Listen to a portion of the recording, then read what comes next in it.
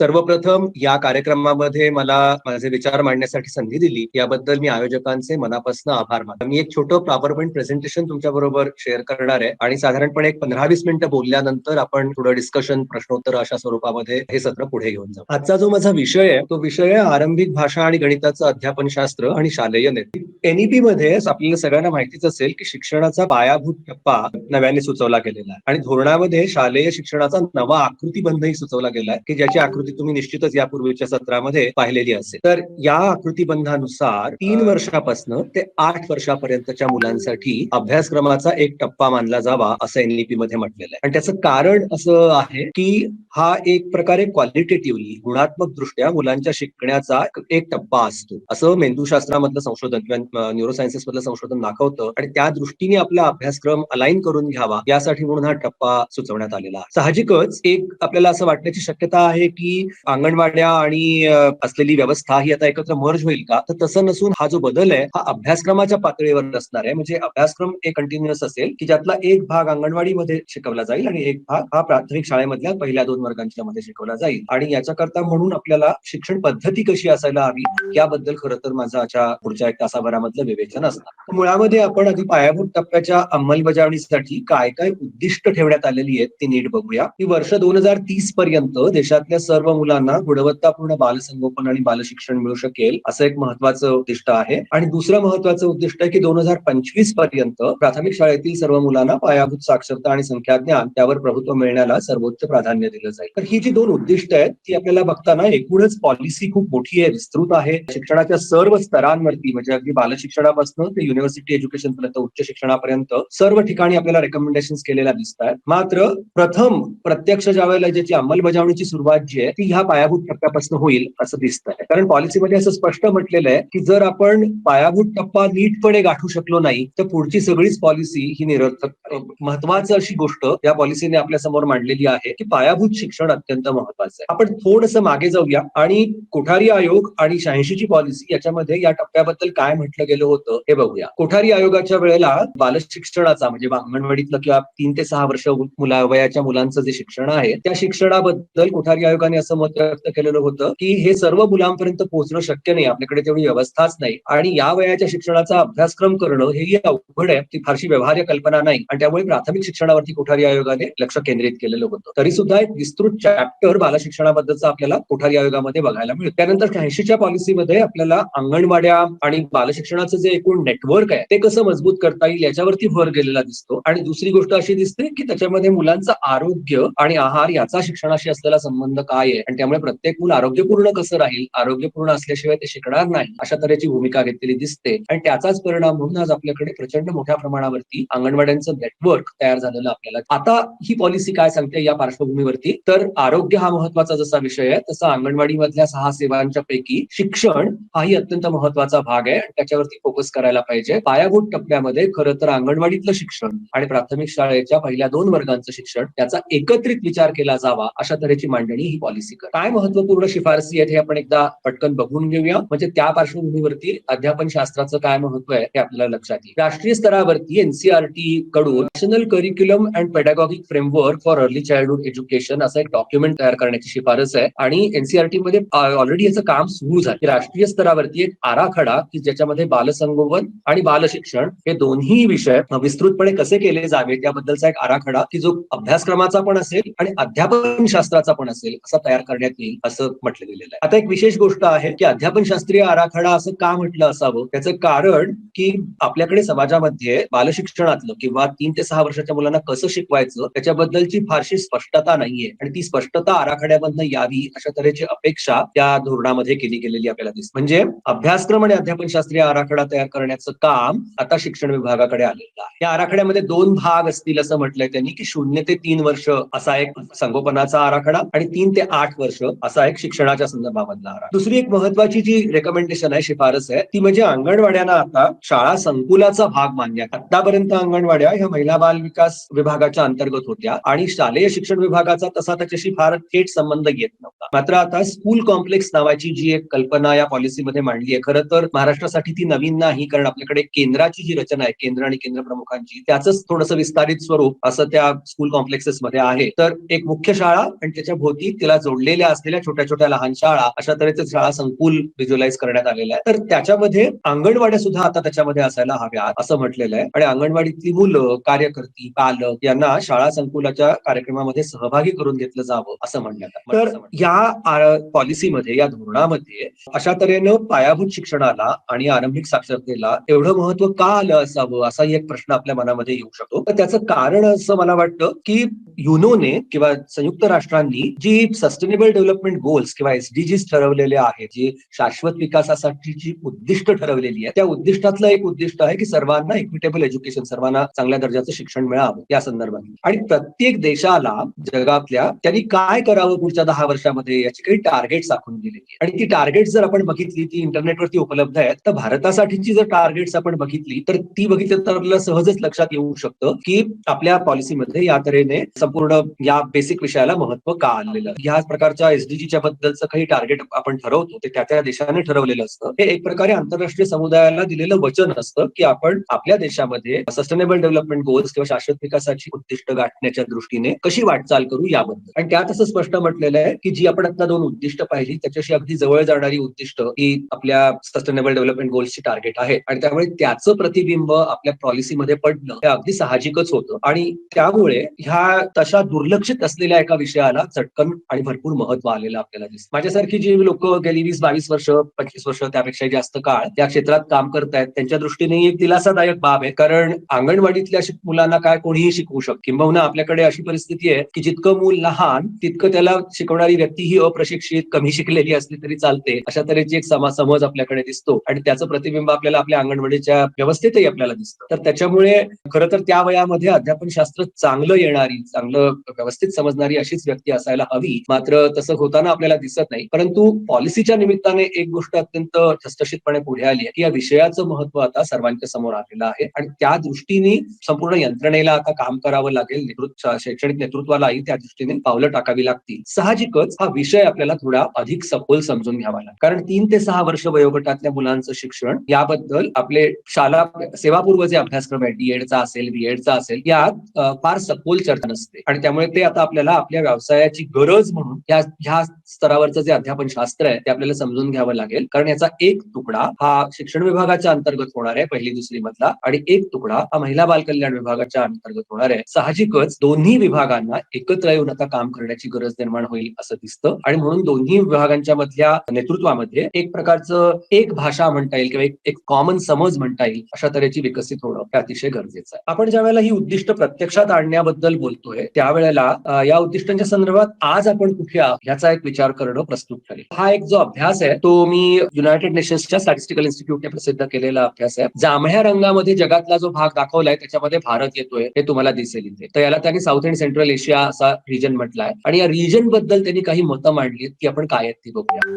की मध्य आणि दक्षिण आशियामधली साक्षरता शिक्षणाची किमान पातळी न गाठू शकणारी मुलं की त्यातली 79% मुलंही शाळेमध्ये. म्हणजे दिसतंय काय की ऍक्सेसचा प्रश्न सुटलेला आहे. मुलं शाळेमध्ये आहेत मात्र हव्या त्या लेवलपर्यंत अजून पोहोचत नाहीये. अशा तऱ्हेचा एक अभ्यास हा काही दिवसांपूर्वी युनेस्कोने प्रसिद्ध केलेला होता. आणि हा एक अत्यंत ब्रॉड लेवलचा अभ्यास म्हणून आपण आपल्या मनामध्ये ठेवूया. त्याची कारणं काय आहे त्याच्या खोलामध्ये मी या सत्राच्या थोडं पुढे जाताना जाईनच त्या संदर्भामध्ये. मात्र ब्रॉड लेवलला बघायचं झालं तर भारत याच्यामधला नक्कीच मोठा कॉन्ट्रीब्युटर असणार. कारण बाकीचे देश जर आसपासचे आपले बघितले तर त्याच्या तुलनेत आपली लोकसंख्या भरपूर जास्त आहे. त्यामुळे हे जे 79% जो आकडा आहे तो आपल्यालाही बऱ्यापैकी लागू पडत असेल असं आपल्याला म्हणायला हरकत. त्यामुळे पायाभूत टप्प्यावरची उद्दिष्ट जर आपल्याला खरोखरच प्रत्यक्षात आणायची असतील तर आरंभिक भाषा साक्षरता आणि अंकगणिताच्या अध्यापन शास्त्राचा सखोल विचार आपल्याला करावा लागेल असं दिसतं. या क्षेत्रामध्ये गेल्या अनेक दिवसांच्या मध्ये, गेल्या काही दशकांच्या मध्ये म्हणूया आपण, 1960च्या दशकाच्या नंतर भरपूर संशोधन झाले. दुर्दैवाने हे संशोधन भारतीय भाषांच्या मध्ये म्हणावं इतकं उपलब्ध नाही आणि आपल्या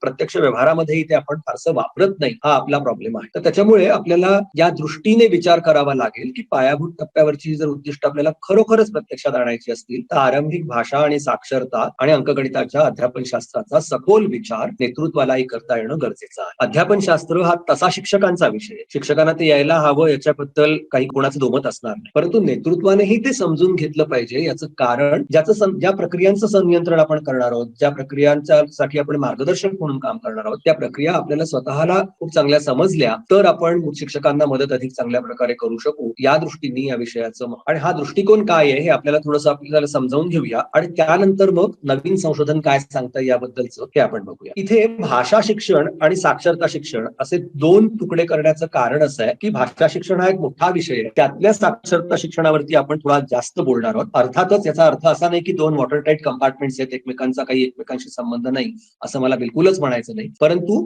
धोरणाच्या कक्षेत राहून जर बोलायचं झालं तर साक्षरता शिक्षणावरती बराच भर त्या धोरणाने दिलेला आहे आणि त्यामुळे येत्या काही काळामध्ये सर्व मुलांना वाचता लिहायला यायला हवं यासाठी बरंच काम सुरू होणार, काही वेगवेगळ्या प्रकारचे कार्यक्रम सुरू होणार आणि अशा वेळेला आपली सैद्धांतिक बैठक पक्की जर असेल तर आपण ते कार्यक्रम अधिक चांगल्या प्रकारे तयार करू शकू, आपण अधिक चांगल्या प्रकारे अपेक्षा करू, अधिक रिअलिस्टिक अपेक्षा आपण शिक्षकांच्याकडून करू शकू आणि म्हणून या विषयावरती बोलणं महत्त्वाचं. त्याकरता सध्या कौशल्याधारित शिक्षण साक्षरतेचा जो दृष्टिकोन आहे तो काय आहे ते आपण थोडंसं समजून घेऊया. आता जे तुम्हाला इथे एक वर्कशीट दिसते आहे, अशा तऱ्हेच्या वर्कशीट्स तुम्ही खूप वेळा पाहिल्या असतील, तुमच्या मुलांनी सुद्धा त्या कदाचित सोडवल्या असतील, आपण शाळेमध्ये अशा तऱ्हेच्या वर्कशीट देत असू आणि मी एक नमुना म्हणून ही फक्त वर्कशीट इथे पुढे खेचलेली आहे, फक्त आपल्याला साक्षरतेचा कौशल्याधारित दृष्टिकोन म्हणजे काय याबद्दलची थोडी कल्पना यावी यासाठी. तर ही जी अशी वर्कशीट आहे तुम्ही बालवाडीत सर्रास दिली जाणारी गोष्ट आहे आणि त्यावरती आपली भूमिका काय आहे की लेखन आणि वाचन एक कौशल्य आहे आणि ते कौशल्य छोट्या छोट्या तुकड्यांच्या मध्ये विभागायचं आणि मग एकत्र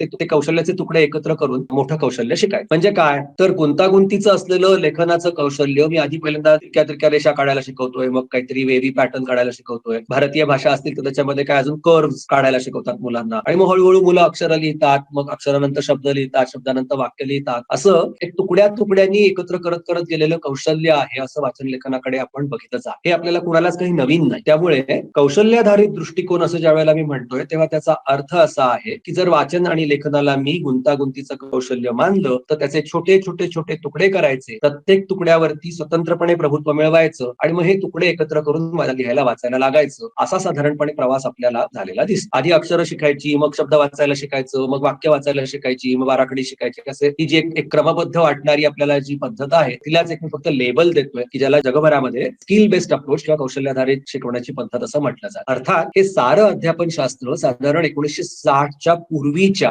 शैक्षणिक मानसशास्त्रावरती बेतलेलं आहे आणि आपल्याकडे अजूनही वर्गामध्ये अजूनही ते वापरलं जातं हे आपल्याला लक्षात घेतलं पाहिजे. जर आपल्याला खरोखरच मुलांना साक्षरतेकडे घेऊन जायचं असेल तर ह्या अप्रोच मध्ये आपल्याला बदल करावा लागेल आणि म्हणून हा अप्रोच काय आहे हे मी तुम्हाला थोडंसं विस्ताराने सांग की कौशल्य आहेत वाचन आणि लेखन असं मानून त्याचे छोटे छोटे तुकडे करून ते छोटे छोटे तुकडे एकत्र शिकणं अशा तऱ्हेचा दृष्टिकोन हा या अप्रोच मध्ये मानला जातो. मात्र जगभरामध्ये हा दृष्टिकोन आता थोडा कालबाह्य झालाय असं आधुनिक संशोधन दाखवतं. नेमका वेगळा दृष्टिकोन काय आहे ते आपण आता थोड्याच वेळात बघू. एक नवीन सिद्धांत या संदर्भामधला आलेला आहे, त्या नवीन म्हणता येणार नाही आपल्याला, खरंच कारण 1960 पासून जगामध्ये वापरलं जात आहे, हळूहळू आता विकसनशील देशांच्या मध्येही ते वापरायला सुरुवात झालेली आहे आणि त्याच्यामध्ये असं म्हटलेलं आहे की अंकुरती साक्षरता असं त्याला नाव दिलेलं आहे, इमर्जंट लिटरसी असं म्हटलं जातं. हा जो इमर्जंट लिटरसी नावाचा अप्रोच आहे मुलांना लिहायला वाचायला शिकवण्याचा, त्याचे काही पैलू आपण आधी सुरुवातीला समजून घेऊया, कारण हे पैलू जर आपण नीट समजून घेतले तर त्याचा आणि आपल्या आताच्या पॉलिसीमध्ये प्रत्यक्ष जे कार्यक्रम आपल्याला आखायचे त्याचा काय संबंध आहे हे आपल्याला अधिक चांगल्या प्रकारे जाणून घेता येईल. पहिला पैलू असा की साक्षर समाजामध्ये मुलाच्या साक्षर होण्याची सुरुवात शाळेत येऊन औपचारिकरित्या शिकण्याच्या बरंच आधी होते असा हा दृष्टिकोन मान. आणि साक्षर होणं म्हणजे काय तर आपल्याकडचं साक्षर होणं हे घट्टपणे अक्षर शिकवण्याशी लिपी शिकवण्याशी जोडलेलं आहे, पण हा दृष्टिकोन असं सांगतो की केवळ अक्षर शिकणं लिपी शिकणं म्हणजे साक्षर होणं नाही, तर साक्षर होण्यासाठी बराच एक मोठा विस्तृत असा त्याचा आवाका आहे आणि तो सगळा आवाका लक्षात घेऊनच आपल्याला काम करायला हवं. एक फोटो दिसतोय तुम्हाला आणि हे एक मध्यमवर्गीय घरातलं मूल आहे आणि ते काहीतरी पुस्तकं घेऊन तुम्हाला वाचतंय, त्यामुळे ह्या मुलाला वाचण्याबद्दल काय काय कळलेलं असेल असा जर आपण थोडासा विचार केला तर काही गोष्टी आपल्याला सहजच लक्षात येतील की मुलाला हे निश्चित समजलेलं आहे की पुस्तक नावाची काहीतरी गोष्ट असते, त्याच्यामध्ये चित्र असतात, त्याच्यातनं आई मला वाचून दाखवते, त्यातनं एक अर्थ काढायचा असतो आणि हा जो अर्थ मला आई वाचून दाखवते तो त्या पुस्तकामध्ये आहे, त्याच्यात चित्र आहेत आणि लिहिलेलं स्क्रिप्ट नावाची काहीतरी गोष्ट आहे की जी मला कोणीतरी आई म्हणा, ताई म्हणा, दादा म्हणा, मोठं माणूस मला वाचून दाखव आणि म्हणून ते मूल तसं शेजारी घेऊन ते पानं उलटायचा प्रयत्न करतंय, स्वतः चित्रामध्ये कसं तल्लीन झालेलं आहे तुम्हाला फोटोवरनं लक्षात. अशा तऱ्हेचं जे मुलाचं वागणं असतं त्याला लिटरेट बिहेवियर्स असं म्हटलं जातं. आणि म्हणजे काय तर ज्या घरात साक्षरतेचं वातावरण आहे, ज्या घरात मुलांना वाचून दाखवलं जातं, ज्या घरामध्ये मुलं पुस्तकं सुरुवातीपासून हाताळत असतात, आसपास मोठी माणसं लिहित वाचत असतात, साक्षरतेचा वापर करत असतात, अशा घरातली मुलं ही काही गोष्टी लिहिण्या वाचण्याबद्दलच्या आपोआपच शिकून शाळेमध्ये आलेली असतात आणि म्हणून त्यांना लिपी शिकणं सोपं जात. बऱ्याच वेळेला असं आपल्याला दिसून येईल की ज्या वेळेला पहिलीच पिढी शाळेमध्ये येणारी असते त्यावेळेला त्यांना लिपी शिकायला थोडा त्रास होतो आणि त्यांना वेळ लागतो, असं एक निरीक्षण सगळ्यांचंच आपल्या असेल. तर हे होण्याचं कारण की ही जी लिटरेट बिहेवियर्स आहेत की जी सहजपणे मला घरात मिळून गेलेलं आहे, ते कदाचित पहिलीच पिढी जिथे शाळेमध्ये येते त्या मुलांसाठी मिळालेलं नसतं. अशा वेळेला काय करायला लागेल, तर जे घरनं नाही मिळालेलं ते आपल्याला अंगणवाडीच्या मार्फत, बालशिक्षणाच्या मार्फत मुलांपर्यंत पोहोचवावं लागेल. आणि म्हणून वेगवेगळ्या प्रकारचं साक्षर वातावरण तयार करणं अंगणवाडीमध्ये ही अत्यंत महत्वाची गरज आहे. तुम्ही बघताय, मी एका अंगणवाडीमधलं फोटो काढून आणलेला आहे की जिथे पुस्तकं नुसती टांगून ठेवलेली आहेत एका वायरवरती आणि मुलांना ती मुक्तपणे घेण्याची, बघण्याची, त्याच्यातनं वाचून पाहण्याची, त्याची चित्र पाहण्याची संधी मुलांना उपलब्ध करून दिली जाते. अंगणवाडीच्या नियोजनामध्ये याच्यासाठी वेळ ठेवला. अशा तऱ्हेने जे घरनं मला मिळालेलं नाही ते मला अंगणवाडीच्या मार्फत मुलांपर्यंत पोहोचवता येणं शक्य आहे. आणि म्हणून ह्या नव्या जो काही दृष्टिकोन आहे साक्षरतेकडे बघण्याचा, त्याचा सखोल अभ्यास केल्याशिवाय आपल्याला आपले कार्यक्रम आखता येणं हे अवघड होऊन बसेल. आणि म्हणूनच हे जे पैलू आहेत ते आपण थोडेसे विस्ताराने समजून घेऊया, जेणेकरून अंगणवाडीतला साक्षरता कार्यक्रम नेमका कसा दिसेल याचा विचार आपल्याला करता येईल. दुसरा पैलू जो आहे तो असा आहे की वाचन लेखन रोजच्या जगण्याचा भाग म्हणून विकसित व्हायला हवं, असंही याच्यामध्ये मानलं जातं. म्हणजे काय, तर प्रत्यक्ष लिपी शिकण्याच्या आधी मुलाला वाचन लिहिण्याचा उपयोग कळणं महत्वाचं आहे. की आपण हे जे काही पांढऱ्यावरती काळं करतो किंवा मोठी माणसं जे समोर बघून काहीतरी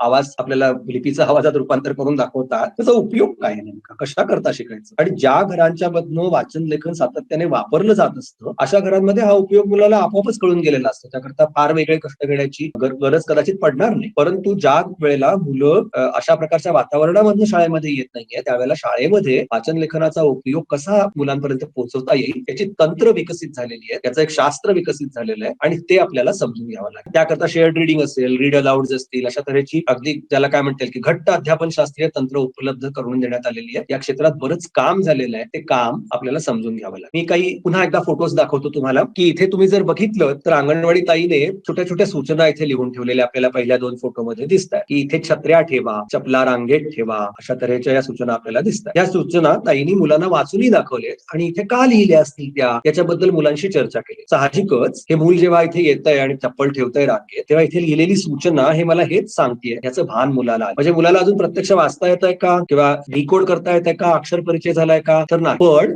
जसं मी बोलून सूचना देऊ शकतो तशा लिहून सुद्धा देता येऊ शकतात, हे मात्र मुलाला नेमकं उमजलेलं आहे. आणि हे उमजणं लिपी शिकण्यासाठी अत्यंत मदतीचं ठरतं. जरी समजच नसेल की लिपी का शिकायची तर मात्र मुलांना लिपी शिकायला वेळ लागतो, त्रास होतो, असं जगभरातला अनुभव सांगतो. आता तिसऱ्या फोटोमध्ये ह्या बाजूला जी मुलगी इथे आपल्याला दिसतेय तिच्या फोटोमध्ये काय चाललंय ते आपण थोडंसं समजून घेऊया. ते हजेरी तक्ता असं तुम्हाला लिहिलेलं दिसतंय. तर अंगणवाडीमध्ये अशा तऱ्हेचा एक हजेरी तक्ता टांगलेला असतो आणि त्या टांगलेल्या तक्त्यावरती सर्व मुलांची नावं लिहिलेली असतात आणि ताई सकट सगळेजण येऊन त्याच्यावरती सही करतात. एक प्रकारे मस्टर आहे असं समजा. मुलांचं सही करतात म्हणजे काय, म्हणजे मुलांना लिहिता येते का, खरोखरची सही करता येते का, तर तसं नाही. मुलं स्क्रिबल करतात, काहीतरी गिरगटकाला करतात, पण त्यांना हे कळलेलं असतं की आपण आपली हजेरी रोज लिहून मांडू शकतो आणि त्याचा विचार लेखी भाषेचा उपयोग काय आहे हे समजून घेण्यासाठी अशा तऱ्हेच्या ऍक्टिव्हिटीज खूप महत्वाच्या ठरतात. मी उदाहरण म्हणून 2-2, 3-3 ऍक्टिव्हिटीज तुमच्यासाठी इथे आणलेल्या आहेत. परंतु खरं म्हणायचं झालं तर हा एक कंटिन्युअम आहे आणि हा एक मोठा विषय आहे की ज्याच्यामध्ये अत्यंत सविस्तर अभ्यास करून आपल्याला या कार्यक्रमांचं नियोजन करता येऊ शकतं. 1-2 ऍक्टिव्हिटीज मी अंगणवाडीत केल्या तर लगेच मुलाची ही जाण विकसित होईल असं आपल्याला म्हणता येणार नाही. त्यासाठी बऱ्यापैकी प्रयत्न करावे लागतात. आम्ही जवळजवळ एक 1700-1800 अंगणवाड्यांच्या सोबत अशा तऱ्हेचं काम करून पाहिलंय आणि त्याचा फायदा मुलांना काय होतो याच्या संदर्भात ती आकडेवारी सुद्धा गोळा केलेली आहे आणि त्याच्यातनं असं दिसतंय की या मुलांच्या प्राथमिक शाळेतल्या परफॉर्मन्समध्ये, जी मुलं या अनुभवातनं गेलेली असतात अशा मुलांच्या प्राथमिक शाळेतल्या परफॉर्मन्समध्ये, वाचना लिखाणामध्ये खूपच चांगली सुधारणा होते. अशा तऱ्हेचं एक अभ्यासही आम्ही केलेला आहे. तो एनसीईआरटी त्यांच्या पुस्तकामध्ये प्रसिद्धही करते. सध्या तो प्रसिद्ध झाला की जरूर तुमच्यापर्यंत पोहोचवण्याची सगळ्यांपर्यंत आपण व्यवस्था करूया. परंतु हा जो महत्वाचा मुद्दा आहे की बालवाडीमध्ये किंवा अंगणवाडीमध्ये शिकवणं म्हणजे पहिली दुसरीतलं काम बालवाडीत आणणं असं नाही होत. त्याचं स्वतःचं असं एक अध्यापन शास्त्र आहे आणि ते जर आपण समजून घेतलं तरच आपल्याला बालवाडीतला किंवा अंगणवाडीतला साक्षरता कार्यक्रम जो आहे किंवा भाषा शिक्षण कार्यक्रम जो आहे तो आपल्याला त्याच्यामध्ये जास्त चांगल्या प्रकारे आणि मला वाटतं या तऱ्हेची जबाबदारी सीआरटी आणि डाएट मधल्या लोकांकडे नक्कीच जाणार याच्या पुढे, कारण जे जे कार्यक्रम या संदर्भातले राष्ट्रीय स्तरावर, राज्य स्तरावर आखले जातील त्याच्या प्रत्यक्ष अंमलबजावणीची जबाबदारी या यंत्रणेकडेच आता जास्त प्रमाणामध्ये येण्याची शक्यता आहे. अशा वेळेला आपल्याला हा भाग अधिक चांगल्या प्रकारे समजून घेणं निश्चित फायद्याचं ठरेल. आपण तिसऱ्या पैलूकडे वळण्याच्या आधी काही प्रश्न आलेले असतील तर आपण जरा प्रश्न विचारूया. आता आपण अंगणवाडीच्या संदर्भात माहिती दिली तर त्या अनुषंगाने प्रश्न आहे की NEP 2020 मध्ये 3 ते 8 वर्ष अशा वयोगटासाठी अभ्यासक्रमाचा पहिला टप्पा सुचवला आहे आणि आपल्याकडे 3 ते 6 हा वयोगट अंगणवाडीच्या अंतर्गत येतो. तर आपल्याला असं वाटतं का, की सध्याची परिस्थिती बघता हा अभ्यासक्रम राबवू शकेल आणि त्यासाठी त्यांना मदत द्यायची असेल शासनाकडून, तर कुठल्या स्वरूपात असावी? तुम्ही अगदी महत्वाचा प्रश्न विचारलेला आहे की अंगणवाडी ताईंचं आपल्याकडचं जर ऑफिशियल क्वालिफिकेशनची पातळी बघितली त्यांची तर ती बरीच कमी असते असं आपल्याला सगळ्यांनाच माहिती आहे. मात्र या क्षेत्रातला आमचा अनुभव आणि या क्षेत्रात गोळा केलेला आमचा डेटा असं दाखवतो की जर हँड होल्डिंग नीट केलं अंगणवाडी ताईंना आणि प्रशिक्षण जर नीट दिलं तर अंगणवाडी ताई हे नीटपणे आपल्या अंगणवाडीमध्ये करू शकतात. फक्त एवढंच आहे की कशा प्रकारे त्यांना प्रशिक्षण दिलं जातं यावरती बरंच काम व्हायला लागतं. अंगणवाडी ताईंचा जो गट आहे तो करून शिकणारा, त्यामुळे भाषणामधनं तो शिकणार नाही जास्त. त्यामुळे काय करायला लागतं की समजा 2 दिवसाचं मी छोटं एक कार्यशाळा घेतली तर तिथून पुढे प्रत्यक्ष वर्गात जाऊन त्यांना डेमॉन्स्ट्रेशन करून दाखवावं लागतं किंवा फिल्मच्या द्वारे त्यांना दाखवावं लागतं की प्रत्यक्ष कसं शिकवायचं असतं. ते पाहिलं की त्यांना ते आपल्या अंगणवाडीमध्ये त्यांना करता येईल. आणि सर्वात महत्वाची गोष्ट म्हणजे की दीर्घ काळाचं अशा तऱ्हेचं कार्यक्रम आपल्याला हाती घ्यावा लागेल. असं नाही होणार की मी एकदा एक प्रशिक्षण घेतलं आणि अंगणवाडी ताई सगळं हे प्रत्यक्ष वर्गामध्ये जाऊन करू शकल्या, अशा तऱ्हेची शक्यता मला खूप कमी वाटते असं होणे. आमचा अनुभव असं दाखवतो की एखाद्या अंगणवाडीच्या गटाबरोबर जर आपण कामाला सुरुवात केली तर साधारण 2-2.5 वर्ष तरी त्यांच्यासोबत काम करावं लागतं आणि हळूहळू टप्प्याटप्प्याने अंगणवाडीमधला कार्यक्रम बदलावा अशा तऱ्हेचा एक कार्यक्रम आपल्याला हाती घ्यावा लागतो. आताच इथे माझ्या समोर एक मेसेज पॉपअप झालेला होता की अंगणवाडीमध्ये लिहायला वाचायला शिकवू नये अशा तऱ्हेचं एक मत आहे. आता त्याच्याबद्दल काय वाटतं मला वाटतं ह्या प्रेझेंटेशनच्या शेवटापर्यंत आपण तिथपर्यंत पोहोचूया की लिहायला वाचायला शिकवायचं याची व्याख्या काय आहे याच्यावरती ते अवलंबून आहे की मुलाला लिहायला वाचायला शिकवावं का न शिकवावं. आणि त्यामुळे आपण 2 तुकडे असे बघूया नको की लिहायला वाचायला शिकवायचं का नाही, काय करायचं त्याच्याबद्दल आपण जरा जास्त चांगल्या प्रकारे त्याच्यामध्ये बोलूया. हे प्रेझेंटेशन पुढे गेल्यावरती कदाचित या प्रश्नाचं उत्तर तुम्हाला मिळू शकेल. आमचा अनुभव असा दाखवतो आणि तो बऱ्यापैकी मोठा, म्हणजे एकूण अंगणवाड्या जरी लाखभर असल्या तरी 1700-1800 अशा प्रकारचा जो नंबर आहे आपला तो काही फार कमी आहे असं आपल्याला म्हणता येणार नाही. मात्र त्यांना जेवढा वेळ द्यायला पाहिजे तेवढा वेळ आपण दिला पाहिजे, घाईघाई करता कामा नाही. आणि मुख्य म्हणजे की नुसतं प्रशिक्षण दिलं वर्गामध्ये आणि सोडून दिलं असं चालणार नाही. त्याकरता थोडं डेमॉन्स्ट्रेशन, प्रत्यक्ष कार्यवाही कशी करायची हे करून दाखवलं पाहिजे. आणि ते कसं करायचं याबद्दलही एक पेपर आमच्या संस्थेतर्फे प्रसिद्ध होतोय. ओरिएंट ब्लॅकस्वान नावाची एक प्रसिद्ध प्रकाशक आहेत तर ते प्रसिद्ध करतायत त्या संदर्भातला पेपर की ज्याच्यामध्ये नेमका अंगणवाडीमध्ये टप्प्याटप्प्याने बदल कसा घडवता येईल, त्याकरता किती वेळ लागतो, त्याकरता इनपुट किती द्यावा लागतो, या सगळ्या संदर्भातली माहिती त्याच्यामध्ये आहे. तर त्यामुळे प्रसिद्ध झाल्यावरती तोही आपण पब्लिक डोमेन मध्ये ठेवणार आहोत, त्यामुळे तुम्हाला तो नक्कीच ऍक्सेस करता येऊ शकेल. आपण पुढे जाऊया. तिसरा जो पैलू या दृष्टिकोनामधला आहे तो असा की लेखी भाषा हे बोलण्याच्याच भाषेचं एक वेगळं रूप आहे, याची जाणीव मुलांना होणं हे अत्यंत महत्वाचं मानलं जातं या सगळ्याच्यामध्ये. म्हणजे काय तर जे आपण बोलतो ते लिहिता येतं आणि जे आपण लिहितो ते परत आपल्याला वाचून दाखवता येतं, म्हणजे परत आपल्याला बोलता येतं. ही जी जाणीव आहे ही मुलांना होणं ही अत्यंत महत्वाची गोष्ट आहे. आणि ही जाणीव कशी करून द्यायची याच्याकरताची तंत्र सुद्धा मोठ्या प्रमाणावरती विकसित झालेली आहे. ही तंत्र अशी की मुलं जे सांगतात ते मुलांना लिहून दाखवायचं. मूल गाणं म्हणतं अंगणवाडीमध्ये तर गाणं लिहून दाखवायचं, वाचून दाखवायचं की आपण जे बोलतो तेच इथे लिहिलं जात. किंवा इथे उजव्या हाताचा जो फोटो आहे त्याच्यामध्ये आमच्याकडे आदिवासी भागामध्ये लोत नावाची एक भाजी असते की जी पावसाळ्यामध्ये आणि सर्व मुलांच्या घरी ती भाजी केली जाते. तर ही भाजी कशी करायची असं ताईंनी मुलांना विचारलं अंगणवाडीच्या, आणि मुलांनी जे जे सांगितलं ते तिथे त्यांनी फळ्यावरती लिहून ठेवलेलं आहे. आणि ते जे लिहिलेलं आहे ते मुलांना तिने परत वाचून आता मुलं सांगतायत आणि ताई त्यांना लिहून दाखवते, अशा तऱ्हेचा अनुभव हा अतिशय अर्थपूर्ण अनुभव असतो मुलांसाठी. आणि यातनं बऱ्याच गोष्टी साध्य होतात. पहिली गोष्ट अशी साध्य होते, मुलांना हे कळतं की आपण जे बोलतो तेच लिहिलं जातं, जे लिहून ठेवलं जातं ते ताई परत आपल्याला वाचून दाखवतं. लिहिताना ताई कसं लिहितीये की डावीकडनं सुरुवात करते, उजवीकडे जाते, मग परत डावीकडे येते, वरून खालती खालती खालती असं लिहित जाते, प्रत्येक शब्द सुटा सुटा लिहिला जातो फळ्यावरती. ह्या गोष्टी कोणीही न सांगता मुलांना आपोआप उमगत जातात. आणि याला मॉडेल्ड रायटिंग असं, म्हणजे लिखाणाचं थोडंसं प्रात्यक्षिक करून दाखवणं किंवा कृतीदर्शन करून दाखवणं, डेमॉन्स्ट्रेशन करून दाखवणं असं त्याचा अर्थ आहे. आणि काय लिहावं तर मुलांनी सांगितलंय ते लिहावं. म्हणजे काय तर मुलांना हे लक्षात येतं की माझी बोललेली भाषा फळ्यावरती लिहिता येते आणि फळ्यावर ती जे काही लिहून दाखवलं जातं ते परत मला वाचून दाखवता येतं. आता यात एक अत्यंत महत्वाचा जो मुद्दा पुढे येतो तो असा आहे की मुलं जे बोलतात ते मुलांच्या भाषेमध्ये लिहून दाखवावं लागतं. आणि तुम्हाला माहितीच असेल की महाराष्ट्रामध्ये ज्याला आपण प्रमाण मराठी म्हणतो किंवा पुस्तकातली मराठी जी असते असते ती बहुसंख्य मुलं बोलतच. विशेषतः आदिवासी भागांमधनं जर आपण आहात तर त्या ठिकाणी मुलांची घरची भाषा आणि शाळेची भाषा ही बऱ्यापैकी वेगळी असते. मुलं बऱ्याच वेळेला दोन भाषांचा एकत्र सरमिसळ करून बोलत असतात आणि हे सगळं आपल्याला स्वीकारावं लागतं. जर आपण असं म्हटलं की बोलायचं माझ्याशी तर प्रमाण मराठीतनच बोल, नाही तर बोलू नको, तर मुलाला दुसरा पर्याय सोपा आहे, ते बोलणारच. त्यामुळे मुलाच्या घरच्या भाषेचा आदर करणं अंगणवाडीपासनं आणि तिला योग्य ते स्थान देणं लिखाणामध्ये, वाचनामध्ये ही अत्यंत महत्वाची गोष्ट आपल्याला इथे लक्षात घ्यायला हवी. SCRT-ने गेल्या काही 1-2 वर्षांपूर्वी एक चांगली पुस्तिका प्रसिद्ध केलेली आहे की ज्याच्यामध्ये वेगवेगळ्या डाएट्सनी किंवा वेगवेगळ्या जिल्हास्तरीय प्रशिक्षण संस्थांनी घरच्या भाषेबद्दल आणि शाळेच्या भाषेबद्दल काय काय काम केलंय याचं एक एकत्रीकरण त्याच्यामध्ये करण्यात आले. आणि मला वाटतं हे सगळं मागे झालेलं काम आपल्याला अभ्यासून पुढे जावं लागेल. जेव्हा एखादा नवा बदल येतो त्यावेळेला तो मागचे सगळं टाकून देऊन आता काहीतरी नवं करायचंय अशा स्वरूपाचा नसतो, हे आपल्याला समजून घेतलं पाहिजे. मागे झालेल्यातल्या काही काम हे त्याला रिलेव्हंट असतं नव्या बदलाला, ते घेऊन आपल्याला पुढे जावं. तर त्यामुळे या तऱ्हेचं मॉडेल रायटिंग ज्याला म्हणतात अशा स्वरूपाची हे ऍक्टिव्हिटीज ह्या अत्यंत महत्वाच्या आहेत. कारण ह्याच्यामधनं मुलांना हे उमगत असतं की जे आपण बोलतो तेच लिहिलं जातं, म्हणजेच लेखी भाषा ही बोलण्याच्याच भाषेचं एक वेगळं रूप आहे. आपण जे 2-3 पैलू पाहिले की सगळी जाणीव ज्या मुलाला निर्माण झालेली आहे असं मूल वेगाने लिपी शिकू शकतं असं या क्षेत्रातलं संशोधन दाखवतं. अजून एक अत्यंत महत्वाची गोष्ट या दृष्टिकोनामध्ये मानली गेलेली आहे की वाचन, लेखन आणि बोलणं या सगळ्याचा विकास हा हातात हात घालून होतो. जर आपण वाचन लेखनाकडे कौशल्य म्हणून पाहिलं तर बऱ्याच वेळेला तुम्हाला असं दिसेल की आधी वाचायला शिकू देत मग लिहायला शिकूया, म्हणजे त्यांना ताण कमी येईल, अशा स्वरूपाचा एक अप्रोच घेतला जातो. आणि तो असा करता घेतला जातो की लिहिणं म्हणजे परफेक्ट मोठ्या माणसासारखं लिहिणं अशी आपली व्याख्या असते आणि ते करायला साहजिकच मुलाला ताण येईल. परंतु मुलाचं त्या वयातलं काही लिहिणं असतं, कसं असतं ते आपण बघूच या थोड्या वेळामध्ये. पण ते लिहिणं, बोलणं आणि वाचणं हे सगळं हातात हात घालून पुढे सरकत असतं, अशा तऱ्हेचा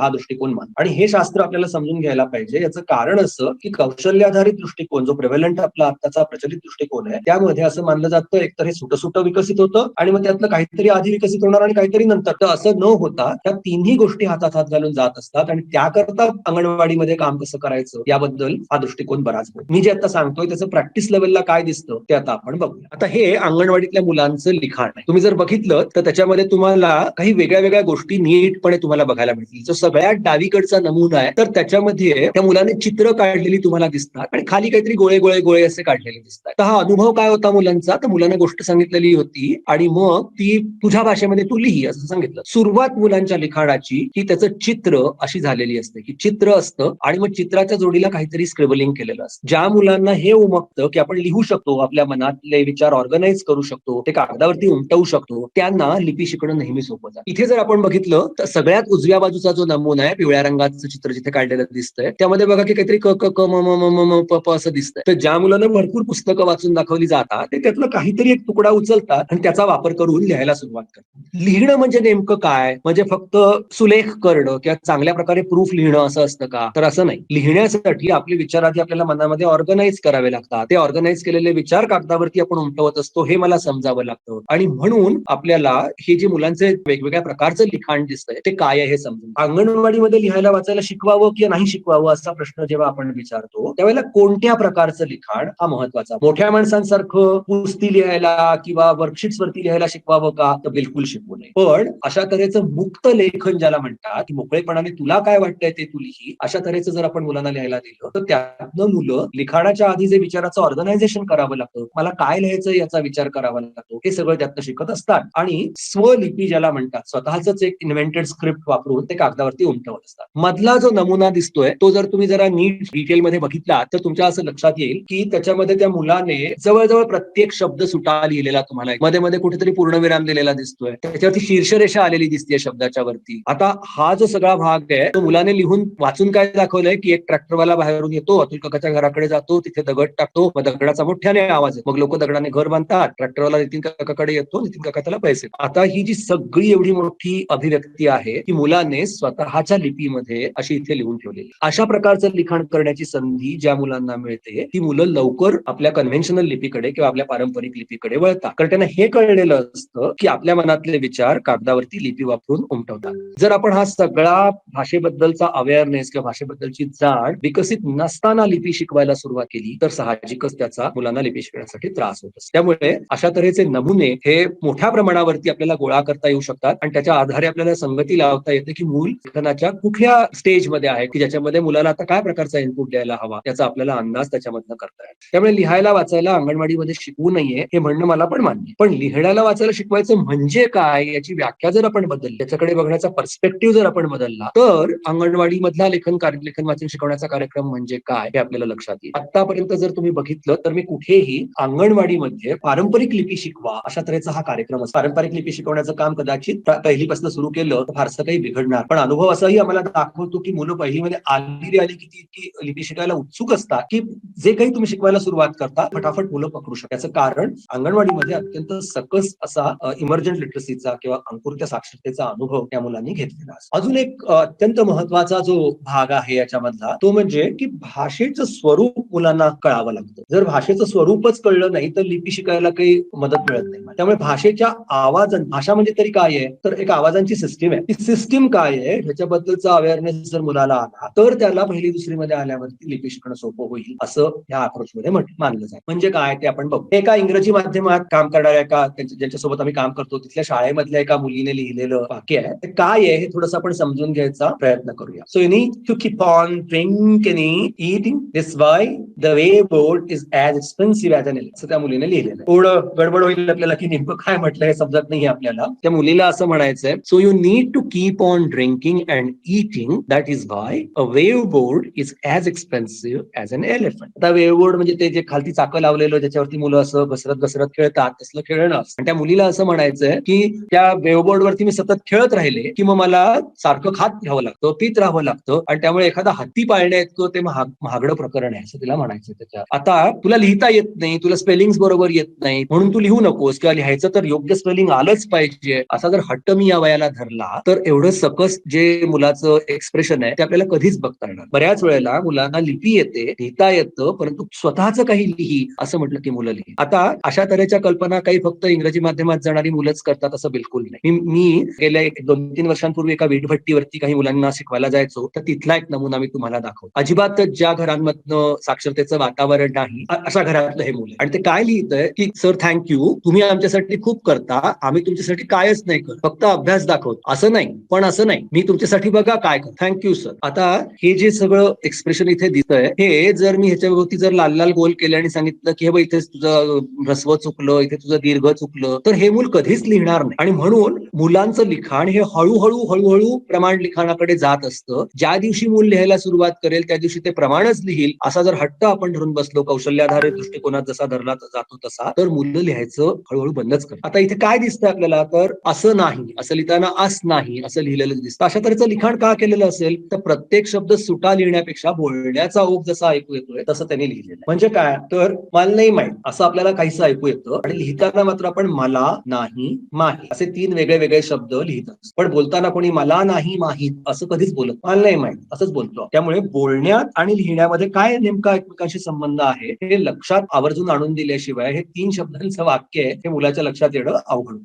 बोलताना आपण सलग बोलत असतो त्यामुळे बोलण्याचा आपला अखंड ओघ तुम्हाला ऐकू येत असतो आणि लिहिताना मात्र आपल्याला छोटे शब्द लिहावे लागतात की जाणीव मुलाला होणं हे लेखन वाचन शिकण्यामधलं महत्वाचं अंग आहे असं या दृष्टिकोनामध्ये मानलं जातं. जे बोलण्याचा ओघ आहे त्याच्यात वाक्य आहेत, वाक्यात शब्द आहेत, शब्दात आवाज आहेत आणि त्या आवाजांचं सांगड आपल्याला लिपीच्या चिन्हांशी घालायची आहे अशा स्वरूपाचं हे एक तऱ्हेचं जाणीव मुलाला होणं ही अत्यंत महत्वाची बाब आहे. की बोलण्यात वाक्य असतात आणि वाक्यात शब्द असतात आणि शब्दातले आवाज वेगळे करता येतात आपल्याला. हे मुलांना जोपर्यंत कळत नाही तोपर्यंत मुलांना लिहायचं म्हणजे काय हे लक्षात यायला अडचण. तर त्यामुळे हा सगळा भाग जर अंगणवाडीतलं मुलं करून आली तर पहिलीमध्ये येता मुलं लिपी शिकण्यासाठी अत्यंत सिद्ध असतात आणि ज्याला आपण डिकोडिंग म्हणतो, लिपी कशी शिकवायची म्हणतो, यासाठी पहिलीच्या शिक्षकाचं काम अत्यंत सोपं. ही मुलं अंगणवाडीमधनं अशा तऱ्हेचा इनपुट घेऊन येणार नाही. तर या संदर्भात प्रश्न असा आहे की आपण आपल्या विवेचनामध्ये सांगितलं होतं की ज्या घरामध्ये मुलांना गोष्टी वाचून दाखवल्या जातात किंवा पुस्तक वाचून दाखवलं जातं तिथल्या मुलांना वाचन किंवा लिखाण किंवा भाषा विकास व्हायला मदत होते. हा मुद्दा थोडा अजून स्पष्ट व्हावा अशी आमची इच्छा आहे की नेमकं मुलांना पुस्तकं वाचून दाखवल्यामुळे त्यांच्या विकासामध्ये किंवा भाषा विकासात कशी मदत होईल किंवा त्यांच्या इमर्जिंग लिटरसीमध्ये त्याचं काय महत्व आहे. आपण एक लक्षात घेऊया की इमर्जंट लिटरसी अप्रोच मध्ये काय म्हटलेलं आहे, तर लिपी कशी काम करते,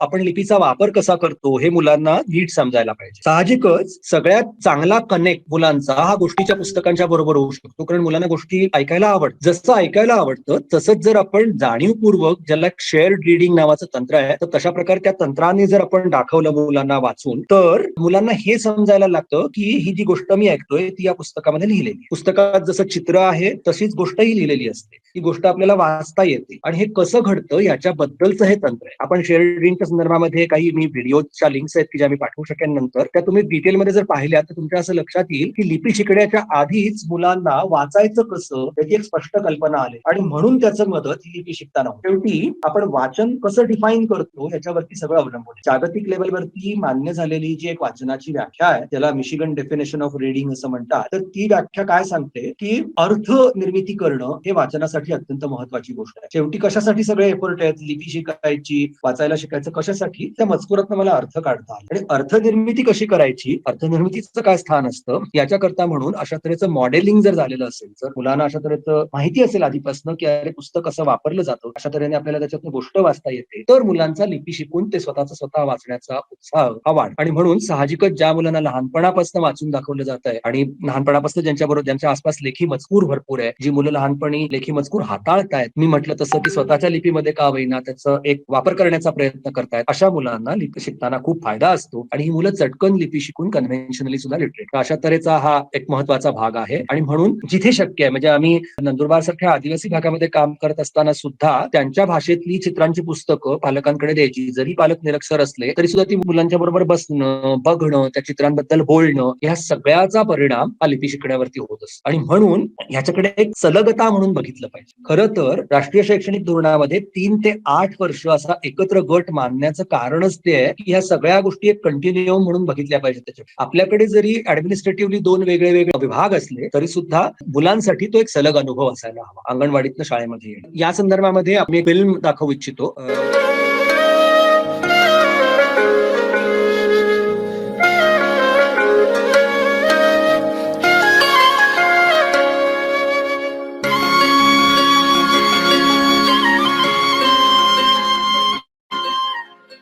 अश्विनीताई, ही बघा आमच्या मुलांनी काढलेली सायकलची चित्र. छानच काढली आहे, पण हे असं प्रत्येक चित्रात गिरगटवून काय ठेवलंय पोरांनी?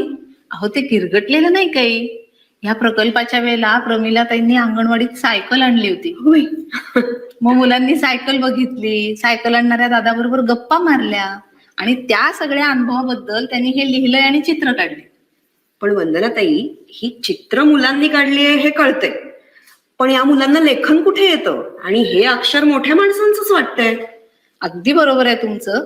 हे लिहिलेलं प्रमिलाताईंनी आणि मदतनीसबाईंनीच आहे. ओके.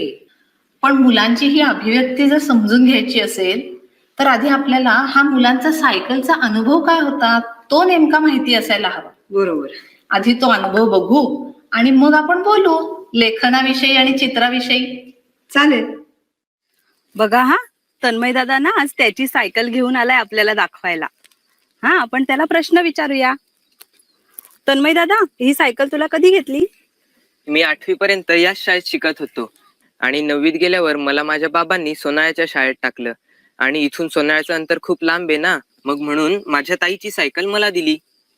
बघा, तुम्हाला विचारायचे प्रश्न तन्मय दादाला? विचारूया आपण. बर, या सायकलचा रंग कसा आहे रे? लाल. आणि सायकलला चाके किती आहेत? 2. तुमच्याकडे आहे का अशी सायकल? नाहीये, कोणाकडेच नाहीये अशी सायकल. हा, आर्यनकडे आहे. कोणत्या रंगाची आहे आर्यन सायकल तुझी? गुलाबी. गुलाबी रंगाची आहे आर्यनची सायकल. बर बर, आर्यन मला सांग, इथे काय रे हे सायकलला? कशासाठी वापरतो आपण घंटी? वाजवायसाठी. हा, सांग. समोर माणूस असला तेव्हा. हा, समोर माणूस असल्यावर काय होतं? उडवला तेव्हा. हा, उडवू नये म्हणून आपण ही घंटी वाजवतो ना. घंटी वाजवल्यावर काय होतं? साईडला माणूस होतो. हा, माणूस काय होतो? साईडला होतो. आता दादा आपल्याला एक घंटी पण वाजवून दाखवणार आहे. दादा, वाजव रे घंटी. बघा हा, ही बघा, ही घंटी आहे. बघा हा. कशी वाजते बघा. वाजवायचीच आवाज येतो. वाजवायची घंटी. बरं, कोण वाजवतोय? अवतार वाजवतो. हे वाजून बघ. हा, हात काढ. बरोबर, वाजली का? कशी वाजली? अजून रिद्धी वाजवते घंटी. थांब, रिद्धी नाही वाजवत, मयूर वाजवतो. ये, मयूरला पण वाजवायचे. बर तुला पण कोणाला वाजवायची. प्रणवला एक वाजव. छान. बर आणि मग ही घंटी जिथे लावले ना इथे, याला काय म्हणतात? याला माहिती तुम्हाला काय म्हणतात ग? काय असेल? सोनम? काय असेल ग मनीषा? काय म्हणतात म्हणत याला? असतील?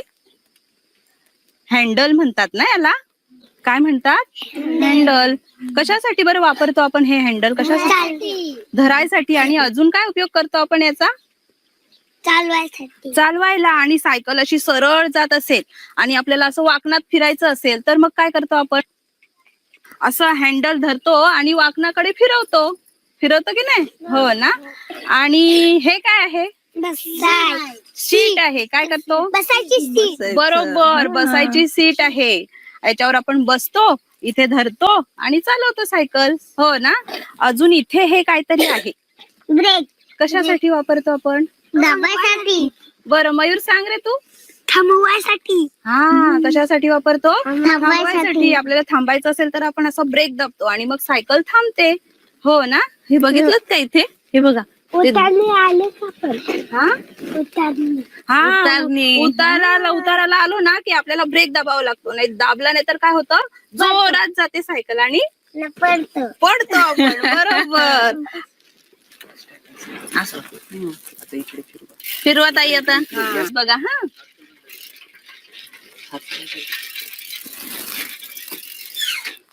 काय झालं? आणि काय लागलं? इथे लागली ना ही रबर आहेत. रबर ती लागतात इथे चाकाला आणि चाक थांबतं. आणि हे काय? हे कशासाठी वापरतो आपण? हे काय? सामान्यासाठी. हा सामान नेण्यासाठी. इथे आपण बसतो आणि मग सामान कुठे ठेवतो? मागं. बर. आणि सायकलला अजून इथे काहीतरी आहे बघ. हे काय आहे रे? ते कशासाठी? थांबवायसाठी. हा लावायसाठी. लावल्यावर काय होतं? थांबत. बरोबर. काय होतं सोनं? ठेवायसाठी. हा थांबते सायकल. बरोबर. आता आपल्याकडे अजून काहीतरी आहे. हे काय आहे बरं मला पंप. सांग. हवा घालायचा पंप. बरोबर. कशासाठी वापरतो आपण हा? चाकाला. हा चाकाला हवा घालायला. हा कोणाला हवा मारता येते? तुम्हाला हवा मारता येते? कशी मारायची? तिथे जागेवरच करून दाखवा मला. बरोबर बरोबर अशीच मारायची. आता दादाला आपण सांगूया हा हवा मारायला. दादा बघा कसं मारतोय. दाखव रे दादा. बघा ते दादा कसं लावतोय त्याला. हे होल आहे ना, हे इथे टाकायचं. बघितलं ते वरचं पांढरं कसं असं दाबून दादानी खाली केलं. मग ते घट्ट बसलं. आता तुम्ही पण मारून बघा. दादा मारतो तसं करून बघा. इथे तिथे जागेवरच करून बघा. कसं करायचं? जागेवर करून बघा. असं असं दादा करतो. असं करतो. है ना? दादाने हवा भरली ना आता टायर मध्ये. आपण रोज हवा भरतो का रे टायर मध्ये? रोज भरायला लागते. मग कधी भरतो? टायर पंक्चर झाला का? हा पंक्चर झाल्यावर भरायला लागते ना. रोज नाही लागत ना. टायर पंक्चर झाला की मग हवा भरायला लागते. रोजच्या बरोबर टायर फुटतो. मग काय रोजच्या भरल्यावर टायर फुटेल. आता दादा जरा फिरवून दाखवशील? अशी हो. इथे फिरवून दाखव आम्हाला सायकल.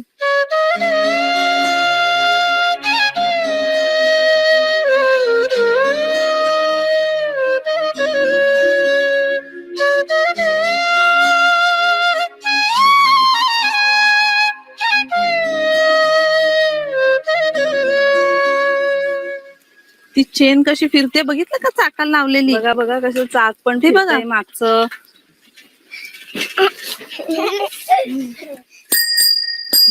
घंटी पण वाजते. छान.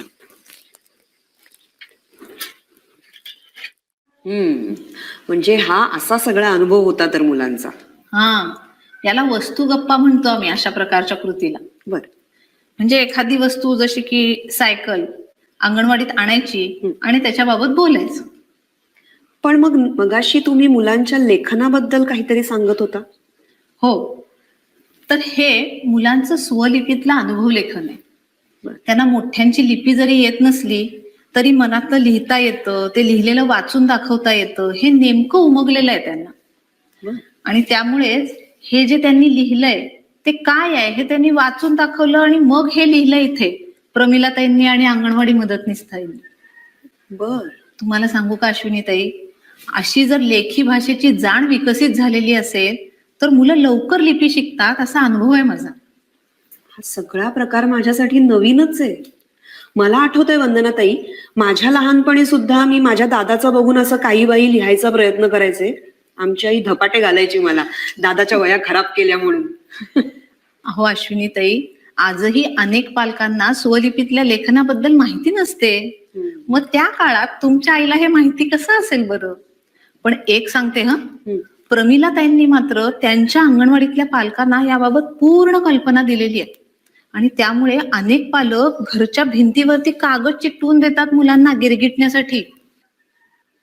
पाहिलं ना मुलांच्या चित्रांचं, त्यांच्या गिरगिटण्याचं काय महत्व असतं ते. मला आता खात्री आहे की तुमच्या आसपासचं एखादं मूल असं काही करत असेल तर तुम्ही त्याला थांबवणार नाही. त्याचं चित्र, त्याचं लेखन समजून घेण्याचा प्रयत्न कराल आणि त्याच्या साक्षरतेच्या प्रवासात सहभागी व्हाल.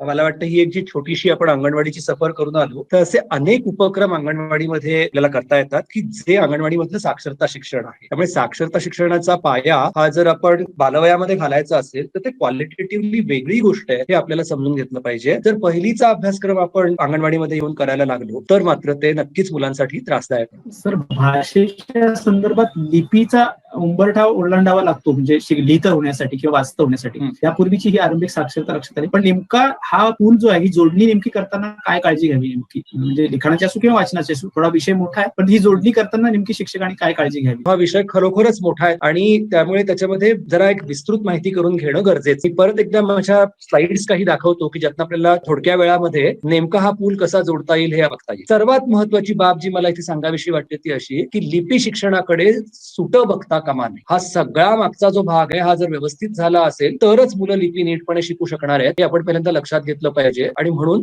ह्या गोष्टी हातात घालून जात असतात हे लक्षात ठेवून आपल्याला नियोजन करायला. माझा एक प्रश्न होता सर, आपल्याला सर्वांनाच परिचित आहे की ज्या पद्धतीने शहरी भाग असेल, ग्रामीण भाग असेल, तसा आदिवासी भाग असेल किंवा अन्य झोपडपट्ट्यांचा भाग असेल, तर या ठिकाणी जी पूर्व प्राथमिक शिक्षणाची जी विविधता आहे, आणि विविधता तर खूपच आहे की राज्यामधली जी काही मायबोली म्हणतो किंवा बोली भाषा म्हणतो, या संदर्भाने नॅशनल एज्युकेशन पॉलिसीमध्ये काही असा एकत्रितपणे काम करण्याचा किंवा हा पूर्व प्राथमिक शिक्षण अभ्यासक्रम एकसंध करण्यासाठी काही तरतुदी आहेत का किंवा काय म्हटलं गेलेलं आहे नेमकं ते आम्हाला जाणून घ्यायला निश्चितपणाने आवडेल. दोन प्रश्न आपल्या समोर आहेत की तर लिपीच्या संदर्भामध्ये काय करावं हा, आणि दुसरा प्रश्न जो आहे तो असा आहे की एकूणच घरच्या भाषेबद्दलचं पॉलिसीमध्ये काय म्हटलंय. दुसऱ्या प्रश्नाचं उत्तर हे आधी देतो की घरच्या भाषेचं शिक्षणामध्ये असलेलं स्थान हे पॉलिसीमध्ये अत्यंत ठळकपणे मांडलेलं आहे. किंबहुना अशी रेकमेंडेशन आहे की जिथे घरची भाषा आणि शाळेची भाषा बरीच वेगळी आहे अशा ठिकाणी स्थानिक भाषा येणाऱ्या शिक्षकाला प्राधान्य दिलं जावं. नियुक्ती करत असताना त्याला त्याच्यामध्ये प्राधान्य मिळावं अशा तऱ्हेचं एक रेकमेंडेशन त्याच्यामधनं स्पष्टपणे म्हटलेलं आहे. त्यामुळे घरची भाषा हा अडसर म्हणून आपल्याला बघता कामा नये. घरची भाषा हा एक संसाधन म्हणून त्याच्याकडे बघितलं पाहिजे आणि त्याचा वापर करत करत आपण शाळेची भाषा मुलाला शिकवली पाहिजे हे आपल्याला लक्षात घेतलं पाहिजे. साधी गोष्ट आहे, आपण सगळेच जण इंग्रजी शिकलो, हिंदी शिकलो, असं करताना आपल्याला मराठी ही घरची भाषा आपला अडसर होती असं वाटलं का तिचा उपयोग झाला नव्या भाषा शिकताना याचा आपण विचार करूया. असंच मुलांच्यासाठी असतं. कुठल्याच मुलाची घरची भाषा ही अडसर नसते, तिचा आधार घेतच आपल्याला नव्या भाषांकडे वळावं लागतं. आणि म्हणून शाळेची भाषा आणि घरची भाषा ज्या ठिकाणी वेगळी आहे अशा ठिकाणी सर्वात महत्वाचा भाग म्हणजे घरची भाषा शाळेमध्ये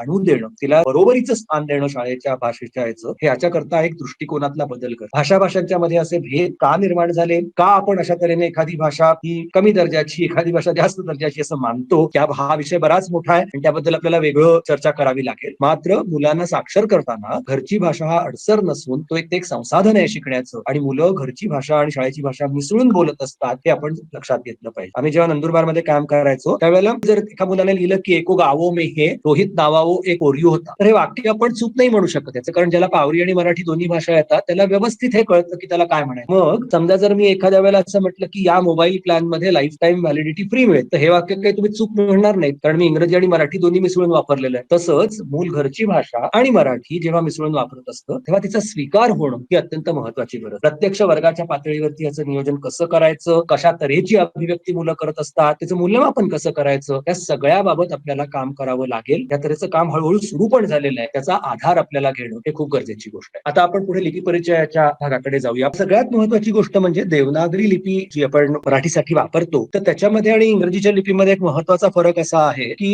इंग्रजीमध्ये एक 52 चिन्ह आपण शिकलो की आपलं काम संपलं. मग त्याच चिन्हांना वेगळे वेगळे आवाज जोडले जातात. मराठीमध्ये मात्र ही संख्या बरीच मोठी आहे. म्हणजे आपण स्वर, व्यंजन, मग स्वरचिन्ह जोडून तयार होणारी अक्षरं, जोडाक्षरं, अशी सगळी वेगळी वेगळी चिन्ह जर आपण मोजायला लागलो तर कोड आपला बराच एक्झॉस्टिव्ह आहे, हा कोड आहे. आणि म्हणून तो शिकण्यासाठी मुलांना एक प्रकारे सिस्टमॅटिकली इनपुट देणं ही अत्यंत महत्वाचा भाग असतो. त्यामुळे आपण खरं तर आता आपल्या बालभारतीच्या पुस्तकामध्ये जो अप्रोच आलेला आहे तोच मी इथे परत मांडतोय. मी काही फार नवीन मांडतोय असं बिलकुल नाहीये. आणि अशा तऱ्हेचे गट आपल्याला बालभारतीच्या पुस्तकातही करून दिलेले दिसते. आता पहिल्या वर्णमालेमध्ये सगळ्याचा सगळा कोड शिकायचा, म्हणजे आधी पहिल्यांदा सगळं स्वर शिकायचे, व्यंजन शिकायची, बाराखडी शिकायची, मग शब्द शिकायचे, मग वाचायला शिकायचं, असं मुलं जर करायला गेलो तर दीर्घकाळ मुलांना पाठांतर करत राहू. आणि ते टाळण्यासाठी म्हणून वर्णमालेच्या क्रमाने अक्षरं शिकवली पाहिजे तसं बिलकुल नाही. आणि याकरता सुद्धा पाठ्यपुस्तकात सुद्धा जर आपण बघितलं तर आपल्याला असे गट तयार करून दिलेले दिसतात. आता गट कसे तयार करावे तर ते त्या स्थानिक परिस्थितीवरती अवलंबून आहे की जे शब्द मुलांना बोलता येतात त्याच्यातलेच शब्द घेऊन तुम्ही गट तयार करायला हरकत. बालभारतीमध्ये जे गट दिलेले आहेत एक नमुना म्हणून आहे, एक स्ट्रक्चर म्हणून आहे, त्याच्याकडे एक उदाहरण म्हणून आपण बघायला पाहिजे. अक्षर गटाच्या जोडीला काही स्वरचिन्ह निवडावीत आणि अक्षर गटातील अक्षर आणि स्वरचिन्ह शिकवून झाली की त्यातून तयार होणारे सगळे शब्द आणि नियंत्रित मजकूर मुलांना वाचायला द्यायला हवे. हा अत्यंत महत्वाचा भाग आहे. कायम वाचन आणि लिखाण हे अर्थाच्या दिशेने जात आहे की नाही त्याच्यावरती आपल्याला लक्ष ठेवायला हवं. निरर्थकपणे कोड पाठ करणं ही अत्यंत अवघड गोष्ट असते. त्यामुळे पहिले 3-4 अक्षरगट मुलांना शिकवून झाले की पुढच्या अक्षर गटांसोबतही काही निवडक अक्षर आणि जोडाक्षर शिकवायची आणि पुढे जायचं. अशा तऱ्हेचे ग्रेडेड मजकूर, ज्याला नियंत्रित कंट्रोल्ड मजकूर म्हणतात, अशा तऱ्हेचे आपल्याला तयार करता येऊ शकतील आणि ते तयार केलेले मजकूर मुलांना वाचायला देत आहेत. सगळ्यात महत्वाची गोष्ट जी लक्षात घेतली पाहिजे ती अशी की सुरुवातीला वाचायला शिकवताना मुलाला स्वतःच्या परिसरातलं वाचायला मिळालं. समजा मला कोणी असं विचारलं की काय एक होती इडली, ती एकदा चिडली, काय ताटलीतून उडाली, सांबारात बुडाली, सांबार होतं गरम, हे असलं काय इडली झाली नरम, हे जर गाणं जर मी घेतलं तर हे गाणं सोपं आहे का कठीण आहे मुलांना वाचायला असं जर मी म्हटलं तर साधी गोष्ट आहे की कोणत्या मुलांना हा प्रश्न आपल्याला विचारायला. ज्या मुलाला इडली माहितीये, ज्या मुलाला सांबार माहितीये, ती खाल्लेली आहे, त्याचा अनुभव मुलांना आहे, अशा मुलांना हे गाणं वाचायला सोपं आहे. पण ज्यांनी हे कधी पाहिलेलंच नाही अशा मुलांसाठी मात्र हे वाचायला कितीही सोपं वाटलं तरी अतिशय अवघड आहे. त्यामुळे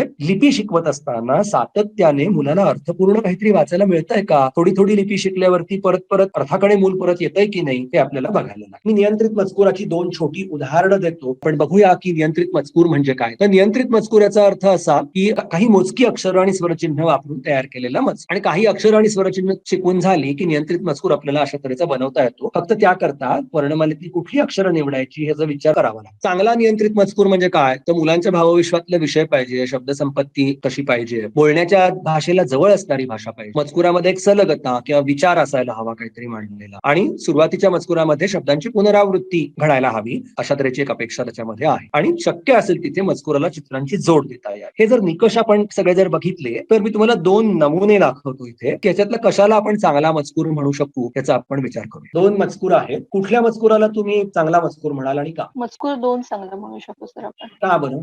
त्याच्यामध्ये इंटरॅक्शन होऊ शकते. म्हणजे काका आला का, मग त्याचं उत्तर आपल्याला मिळणार आहे आला किंवा नाही आला, काकी आली का. पहिल्या ह्याच्यामध्ये या ठिकाणी वनवे आहे कम्युनिकेशन, म्हणजे कम्युनिकेशन होत नाही. राम घर बघ म्हणजे एक इन्स्ट्रक्शन स्वरूपाचं आहे, ते फक्त बघणार आणि ऑब्झर्व करणार या ठिकाणी, म्हणजे ऑब्झर्वेशन होणार फक्त, पण त्याचं मत आपल्याला कळणार. दुसरा मजकूर आपल्याला चांगला वाटतो याचं कारण साहजिक आहे की ते बोली भाषेला जवळच आहे, असं खरोखर घडू शकतं. आता तुम्ही विचार करा की राम, शरद, कमल, मगन असे सगळ्यांना घेऊन मी एका ठिकाणी गेलोय, तर मी असं खरंच सांगेन का प्रत्येकाला की राम घर बघ, शरद घर बघ, कमल घर बघ, मगन घर बघ, असं मी नाही सांगणार. मी सगळ्यांना सांगेन एकत्र की बघा सगळ्यांनी ते घर कसं दिसतंय ते. त्यामुळे जे खरं आयुष्यात घडतं त्याच्या जवळ जाणारा नियंत्रित मजकूर असायला हवा हे आपल्याला निश्चितपणे लक्षात येतं. दुसरी गोष्ट, या संबंध मजकुराचा जर मी राम घर बघ, शरद घर बघ असं जर म्हटलं तर वेगळं काही सांगितलंय का 4 ओळी खर्च करून? काहीच नाही केलं. एकच गोष्ट सांगितलेली आहे, फक्त 4 वेगवेगळ्या लोकांना सांगितलं. याच्या उलट शेजारी जो दुसरा मजकूर आपल्याला दिसतोय त्याच्यातनं एक गोष्ट घटना पुढे पुढे सरकत गेलेली आपल्याला दिसते आणि त्याच्यातनं एक संवादासारखा भाग, एक काहीतरी घडलंय मागे हे आपल्याला त्याच्यामध्ये. त्यामुळे अर्थ समजून घेताना आपण संपूर्ण मजकुराचा अर्थ समजून घेत असतो हे आपल्याला लक्षात घेतलं पाहिजे आणि त्यातून आपल्याला पुढे जायला पाहिजे. तर हा जो अत्यंत महत्वाचा भाग आहे तो आपण विचारात घेऊया की अशा तऱ्हेचे मजकूर बनवणं थोडं चॅलेंजिंग आहे, पण थोडा प्रयत्न केला, आम्ही शिक्षकांच्या सोबतच्या अनेक कार्यशाळांच्या मधनं असं करून पाहिलंय, तर थोडा प्रयत्न केला, थोडी मदत केली की असं लिहिता येतं बऱ्यापैकी लोकांना, आणि मग त्या स्थानिक पातळीवरती असे मजकूर मुलांसाठी तयार होऊ शकतात. आणि ते मजकूर जर मुलांनी वाचायला सुरुवात केली तर त्याच्याशी रिलेटही पटकन मुलं होऊ शकतात आणि परिणामतः लिपी शिकण्याचा त्यांचा उत्साह वाढ. आता अक्षरं नेमकी कशी शिकवायची, स्वरचिन्ह नेमकी कशी शिकवायची, स्वरचिन्ह आणि अक्षरांची सांगड घालून दिल्यावरती पुढे काय करायचं, हा सगळा एक मोठा कार्यक्रम. आणि त्याच्यामुळे लिपीमध्ये जात असताना सर्वात जो महत्वाचा भाग आहे तो लक्षात घ्यायला हवा की अख्खी लिपी आधी शिकवली आणि मग काहीतरी अर्थपूर्ण वाचायला दिलं असं होता कामा नाही. हा त्यातला महत्वाचा मुद्दा आहे. जसा जसा कोड ओपन होत जाईल, जसं जसं आपण पुढची लिपी शिकत जाऊ, तसं तसं मुलांना वाचायला देता येईल. साधारणपणे आमचा अनुभव असा आहे की 8-10 अक्षरं शिकवायला चांगला 2-2.5 महिन्याचा कालावधी लागतो, पण नंतरची 8-10 अक्षरं 7 दिवसात 8 दिवसात संपतात आणि मुलं जास्तीत जास्त वाचायला लागतात. त्यामुळे हे जे काम झालेलं आहे आपल्याकडे त्याचा आपण बारकाईने अभ्यास करून जर आपण लिपी शिकवण्याकडे वळलो तर अधिक चांगल्या प्रकारे आपल्याला पायाभूत टप्प्यावरती शिकण्याचा हा भाग अत्यंत महत्वाचा आहे. आणि म्हणून तो आपण बारकाईने समजून घेणं, थोडं त्याच्यामध्ये काम करणं, प्रत्यक्ष अनुभव घेणं हेही आपल्याला अत्यंत महत्वाची गोष्ट आहे असं मला वाटतं. सर्वांना असं सुचवेल की आपण सर्वजण बीएड किंवा अशा तऱ्हेची डिग्री घेऊन आपण या क्षेत्रामध्ये आलेलो असतो आणि सगळ्यांनी विचार करूया की पहिलीच्या मुलांना किंवा बालवाडीच्या मुलांना आपल्याला खरंच किती वेळा शिकवावं लागतं. एकदा तरी हा अनुभव आपण सुरुवातीला घेतला पाहिजे शिक्षकांच्या समोर जाऊन उभं राहण्यापूर्वी की नेमकं शिकवणं म्हणजे काय असतं. आणि मला वाटतं त्यातनं आपल्याला बरंच काही शिकायला मिळू शकेल. आम्ही ज्यावेळेला या तऱ्हेचं कार्यक्रम सीआरटी सोबत केला होता आणि त्याच्यामध्ये ज्यावेळेला शिक्षकांना असं सांगितलं होतं किंवा घेणाऱ्या लोकांना सांगितलं तुम्ही प्रत्यक्ष शिकवून बघा, त्यांनी जास्त समजेल मी समजावून सांगण्यापेक्षा. आणि ज्यावेळेला प्रत्यक्ष वर्गामध्ये जाऊन मुलांच्या बरोबर काम केलं तेव्हा त्यातनं येणारी जी इन्साईट असते ती वेगळ्याच प्रकारची असते. एखादी गोष्ट मला सिद्धांताच्या पातळीवरती करणं आणि प्रत्यक्ष करता येणं ह्यामध्ये जे अंतर आहे ते अंतर आपल्याला मिटवायला लागेल. त्यामुळे मी सगळ्यांना असं सुचवेन की जर आपल्याला शक्य असेल तर जरूर एकदा ह्या सगळ्या गोष्टी मुलांच्या बरोबर आपण करून पाहिल्या पाहिजे. त्या करून पाहण्यात जी इन्साईट येते ती माझं भाषण 4 तास ऐकून सुद्धा कदाचित नाही मिळणार. पूर्व प्राथमिक शिक्षणाबद्दल प्रश्न होत आहे. पूर्व प्राथमिक जे शिक्षण आहे किंवा शाळा आहेत, अंगणवाडी आहेत, हे आता शालेय शिक्षणाशी जोडल्या जात आहेत. हे निश्चितच स्वागताची बाब आहे. पण हे जोडताना काय चॅलेंजेस असू शकतील आणि जोडल्यानंतर काय सक्सेस असू शकेल? खूपच चांगला प्रश्न आहे हा. कारण अंगणवाड्या आपण बघूया, खासगी शाळांचा जर आपण गट घेतला तर त्याच्यामध्ये पूर्व प्राथमिक विभाग हे शाळेला जोडलेले आहेत. आता अभ्यासक्रम एकत्र आला की 1ली-2रीचे शिक्षक आणि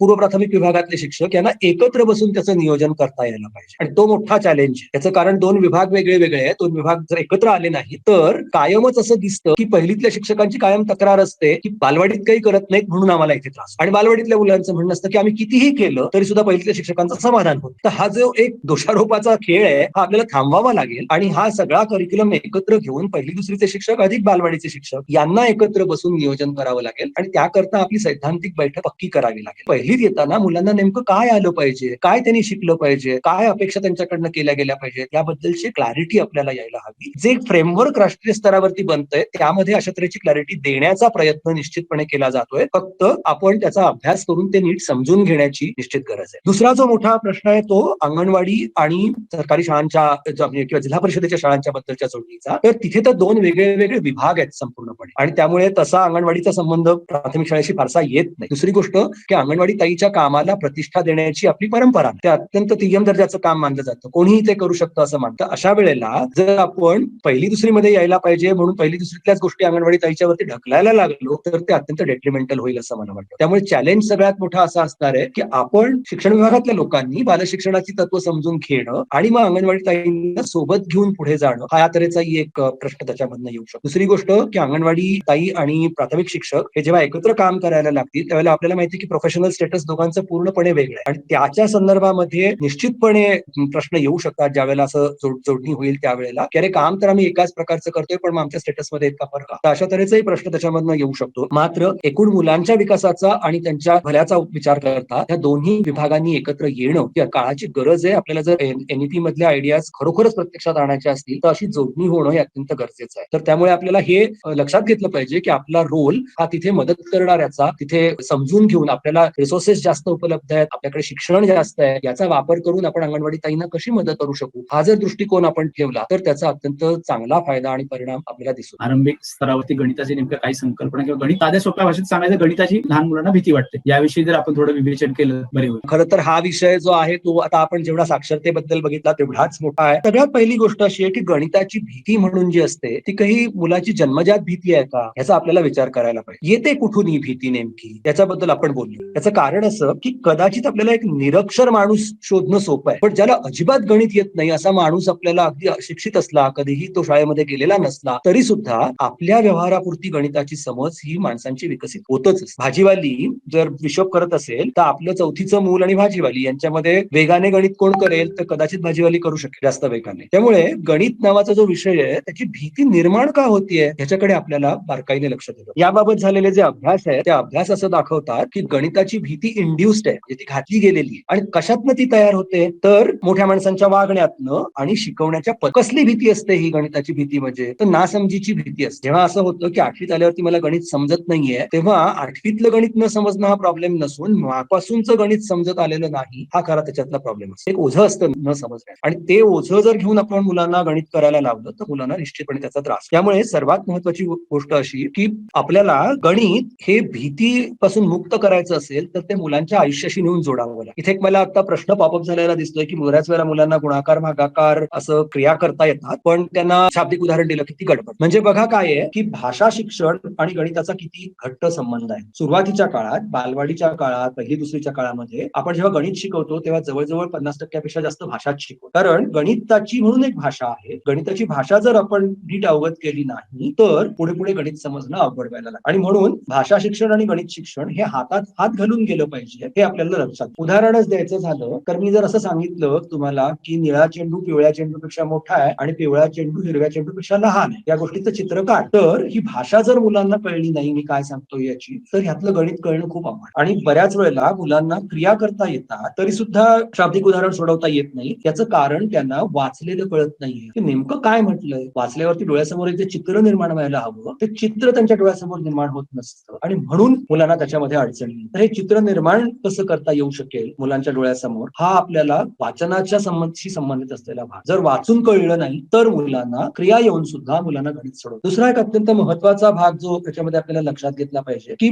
आयुष्यातलं मुलांच्या गणित आणि पाठ्यपुस्तकातलं गणित किंवा शाळेतलं गणित ह्याच्यात जर अंतर वाढत गेलं तर मात्र मुलांना गणित येणं अवघड. मी माझा पुणे महानगरपालिकेच्या एका सर्व्हे मधला अनुभव सांगतो. आम्ही मुलांच्या बरोबर 1-on-1 टेस्टिंग करत होतो पुणे महानगरपालिकेतल्या मुलांच्या बरोबर आणि त्या टेस्टिंग मध्ये असं होतं की काहीतरी बाबा 25 किलो साखर आहे विकण्यासाठी आपल्याला 2-2 किलोच्या पुड्या बांधायच्या तर किती पुड्या बसतील आणि किती साखर उरेल. तर ते मूल असं विचार करायचं थोडं आणि तिसरीचं वगैरे मूल आणि खटाकन तोंडी उत्तर देऊन टाकायचं की बघा 2-2 किलोच्या 12 पुड्या होतील ना 1 किलो साखर उरेल. बरं मग आता मग हे लिहून दाखव कागदावरती कसं करायचं ते. मग त्याच्यानंतर जी काय गोंधळ उडायचा ते जे काय म्हटलंय मी ते मला गणिताच्या भाषेमध्ये मात्र काय वाटेल ते करून लिहिता यायचं. म्हणजे मला भागाकार येत नाहीये का तर एका इम्प्लिसिट लेवलला मला भागाकार येतोय पण माझी अडचण काय आहे की मला गणिताची भाषा येत नाहीये नीटपणे. जे इथे मी खाटकन तोंडी तुम्हाला सांगू शकतो व्यवहाराच्या पातळीवर ते जनरलाइज स्वरूपात मी मांडू नाही शकत आहे आणि तिथे माझी अडचण. त्यामुळे माझ्या आयुष्यातलं गणित आणि शाळेतलं गणित यांची जोपर्यंत मी चांगली सांगड घालत नाहीये तोपर्यंत मुलांना गणिताची भीती कायम वाटत राहणार. आणि हे ह्या जागा गणिताच्या शिक्षकांनी हुडकायला हव्या. कुठलं नेमकं मला व्यवहाराशी सांगड त्याची घालता येऊ शकेल कुठे नेमक्या प्रमाणाने आपल्याला त्याच्यामध्ये मुलांच्या सोबत काम करण्याची गरज आहे हे आपल्याला शिकून घेत. आणि म्हणूनच आता जर आपण पॉलिसीकडे बघितलं तर national foundational literacy and numeracy अशा दोन्ही गोष्टी त्याच्यामध्ये आहेत. जर आपण ह्या दोन्ही विषयांचा एकत्र विचार केला हातात हात घालून ते कसे जातील हे बघितलं तर आपलं जे उद्दिष्ट आहे ते सहजपणे साध्य व्हायला आपल्याला मदत. सर एनसीईआरटीने रिसेंटली एक स्कूल बॅग पॉलिसी 2020 घोषित केलेली आहे आणि त्यामध्ये त्यांनी असं म्हटलेलं आहे की no school bag for preschool children. तर याकडे तुम्ही कसं बघता सर आणि काय नेमकं करणं गरजेचं असेल काय आवश्यक राहील. खरं तर स्कूल बॅगची काही गरजच नाही. आम्ही ज्या अंगणवाड्यांच्या मधनं काम करतो तिथे कोणीही दप्तर घेऊन येत नाही कोणालाही गृहपाठ दिला जात. शाळेमधलं जर 2-3 तासाचं नियोजन आपलं भक्कम असेल आणि जर ते शास्त्रीय सिद्धांतांवरती आधारित असेल तर या वयाच्या मुलांना त्याच्यापेक्षा जास्त काही अभ्यास देण्याची गरजच नाहीये. त्याच्यामधनं आपलं झालंय काय की आपण सगळं शिक्षण हे केवळ वह्यांमध्ये लिहिणं याच्याशी जर जोडून ठेवलेलं असेल तर आपल्याला स्कूल बॅगची गरज पडते. प्रत्येक मुलाला पुस्तक हे करायची गरज काय. अंगणवाड्यांमधली आमची मुलं त्यांना हवं असेल तर त्या तारेवरचं पुस्तक काढून घरी घेऊन जातात बघायला पण ते त्यांना हवं असेल तर असं अभ्यास द्यायची काही गरज नाहीये की आता हे टार्गेट दिलंय तुला आता एवढं पुरं करून. आणि त्यामुळे आपण चांगलं वातावरण नियोजनबद्ध कार्यक्रम जर अंगणवाडीमध्ये तयार केला तर घरी अभ्यास देण्याची खरं तर काहीही गरज. सो स्कूल बॅग शाळेमध्ये नेण्याचं कारण हे फार तर फार डबा घेऊन जायचं म्हणून घेऊन जावं. जर शाळेमधनं माध्यान्ह भोजन मिळत नसेल एखाद्या तर डबा घेऊन जायचं म्हणून तेवढं स्कूल बॅग मध्ये ठेवावा. बाकी काहीही शाळेमध्ये घेऊन जाण्याची खरं तर पहिली दुसरी सुद्धा गरज. जर शाळेमध्ये पुरेसं साहित्य उपलब्ध असेल तर मुलांसाठी प्रत्येक स्कूल बॅग करायची काय गरज आहे. काहीच गरज नाही. तर याला जोडून एक आणखी क्वेश्चन आहे. जर आता अंगणवाडी म्हणूया की नाही शाळाच म्हणूया आपण त्याला की जे पूर्व प्राथमिक वयोगटातील जो बालक आहे तो शाळेकडे धावत येईल दररोजपणे तर यासाठी पूर्वतयारी म्हणून शाळामध्ये आता काय करण्याची गरज आहे जेणेकरून प्रत्येक विद्यार्थी हा शाळेकडे धावत येईल आकर्षित होईल. त्यात महत्वाचं म्हणजे की आपलं वातावरण कसं म्हणजे अंगणवाडीचं फिजिकल वातावरण सुद्धा आपल्याला बदलावं लागेल. अंगणवाडी तुम्ही जर बघितलं तर बऱ्याच वेळेला असं आम्हाला बराच त्याच्याकरता झगडावं लागलं की मोठमोठे हे स्तन्यदा मातांना सांगण्याचे मेसेजेस किंवा ग्रोथ चार्ट्स, मुलांच्या वजनाचे तक्ते, अशा सगळ्या गोष्टी अंगणवाडीच्या भिंतींवरती लावलेल्या असतात. अशा वातावरणात मूल का येईल? ते जे आपल्याला मेसेजेस द्यायचे ते मेसेज मोठ्यांसाठी आहेत. त्यामुळे अंगणवाडी ही मुलांसाठीची जागा आहे हे आधी आपल्याला पहिल्यांदा एस्टॅब्लिश करावं लागेल. बराच वेळ निगोशिएट केल्यानंतर मग शेवटी आता असे एक तोडगा मान्यता झालेली आहे त्याच्यामध्ये की मोठ्यांसाठी देण्याचे जे मेसेजेस आहेत ते आपण अंगणवाडीच्या बाहेर रमूया आणि आतला भाग हा मुलांसाठी ठेवूया. त्यामुळे एवढा छोटासा बदल घडवणं, आम्ही त्याला मुलांच्या भिंती म्हणतो, त्या मुलांच्या भिंती तयार करणं इतक्या छोट्या छोट्या पातळीवरनं आपल्याला कामाला सुरुवात करावी लागेल. मात्र मुलं जर खरोखरच बालशाळेकडे यायला हवी असतील तर केवळ फिजिकल बदल पुरेसा नाही, आपल्याला तिथला कार्यक्रम भक्कम करावा लागतो. तो कार्यक्रम जर भक्कम केला गेला तर मात्र मुलं त्याच्याकडे नेहमी आकर्षित होतात, तिथे येतात आणि त्यातनं सहजपणे शिकत. सहज शिक्षणाचं हे शास्त्र फार नवं नाहीये. आपल्याकडे ताराबाई मोडक, अनुताई वाघ या लोकांनी एक 60-70 वर्षांपूर्वीपासून या तऱ्हेचं शास्त्र मांडलेलं आहे. आपण सगळ्यांनी त्याचा अभ्यास करून जर आपण अंगणवाडीचं वातावरण बदललं, जर ताई तिथली भक्कम कशी होईल हे बघितलं तर आपोआपच मुलं अंगणवाडीकडे यायला लागतात.